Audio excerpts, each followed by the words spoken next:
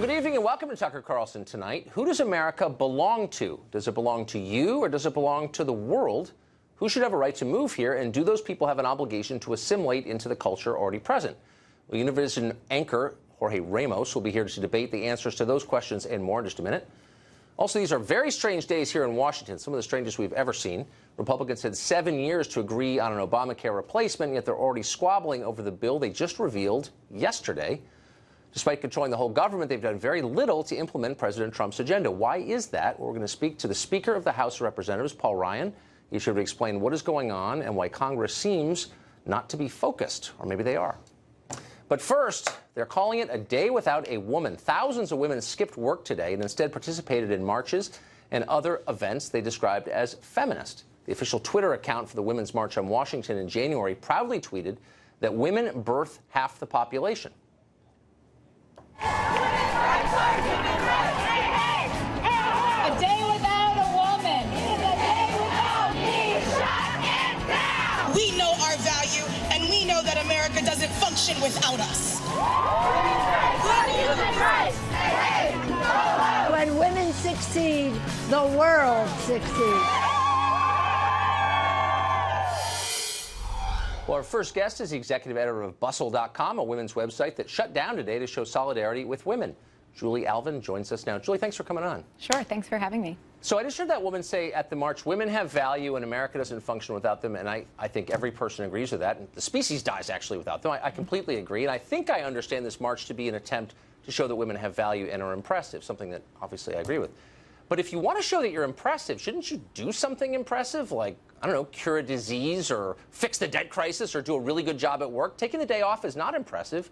Anyone can do it. How does this make the point exactly? Well, I think that, the point of this is to show the impact that women have on the economy and that women have, in the workplace. And one of the best ways to do that is to show what it would be like if women were not present, if women were absent. I also think that, this wasn't a day where women were sitting around twiddling their thumbs. Bustle, Right. in particular, really encouraged readers and encouraged our staff to take the day to spend time volunteering for women in marginalized communities, for women who are underprivileged, for women who are unable to strike today. We encourage women to call the representatives. We encourage women to donate to causes that support women. And, this wasn't a day, of fun. This was a day of action. And it was a day Right. of specifically serving women and serving the needs of women in the interest of, supporting women's equality. So Right. I think all of those things are very impressive. I mean, I can see that, but if the point is to show that women are needed in the workplace, and obviously they are, women prepared the show that you're watching right now, then why not do like an extra good job at work to show you're valuable at work? If you want to show people, boy, you couldn't live without me, then act in a way that makes them think that. I think that protests and strikes historically have been a way to show the impact that people have on certain workplaces and certain environments by being absent and by showing, if you're not going to value me as much as you should, if you're not going to pay me equally, if you're not going to, protect me from sexual harassment in the workplace, if you're not going to offer me paid leave, this is what it would be like if I did not participate in this economy in general. And sometimes the greatest way to show impact is to show absence. And I think that this Okay. is actually more effective than you're giving it credit for. And, strikes historically have been enormously effective in showing the value of the people who are striking. Yeah, I mean, some have, some haven't, but the ones that have a very specific set of demands tend to succeed, and the ones that are amorphous tend not to succeed. So I went on the website, Day Without a Woman, to try and figure out what this is about, and one of the things I learned is that you're supposed to avoid shopping except at women and minority-owned businesses. In other words, if the business is owned by a white man, you can't shop there. You shouldn't shop there. Why the hostility toward white men? What do they have to? Why white men exactly? Well, I don't think that it's necessarily hostility towards white men. I think it's more about being supportive towards women and towards minorities who are historically disenfranchised in this country, who are paid less, who are not treated as well in the workforce, who don't have stability in the workforce. So I don't think that this is about punishing white men. I think that it is about supporting women and people of color. Well, sure. If you're boycotting white men, it's obviously an attack on white men. But that's not true, actually. So if you look at household median income, the top 3 slots are not white men. They're all people of color. I think the number 1 is Indians, and number 2 is Taiwanese, and the third is, I think, Filipino.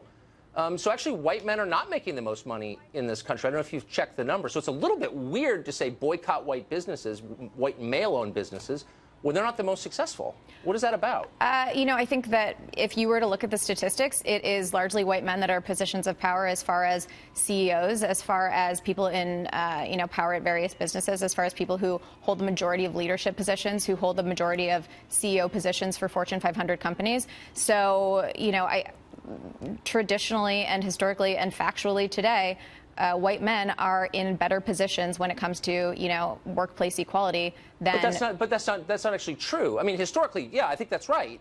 But if you want to speak historically, so the Department of Labor ranks this by ethnicity, and historically it was a country settled by British settlers.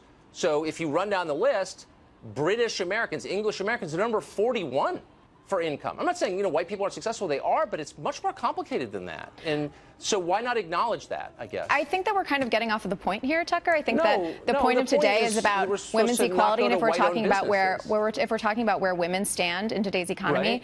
The U.S. is 28th best as far as gender equality goes in the world. They're 60th best as far as gender empowerment goes for women in the world. So, right. Maybe I can appeal to your patriotism on this point. I don't want the U.S. to be 60th best in anything or 28th best in anything. Well, I don't either, I want us to be the best at this. It depends what the measurements are. I mean, come on. Well, anything depends what the measurements are. These are from the World Economic Forum is the statistics that I'm stating. But I mean, what does that even mean?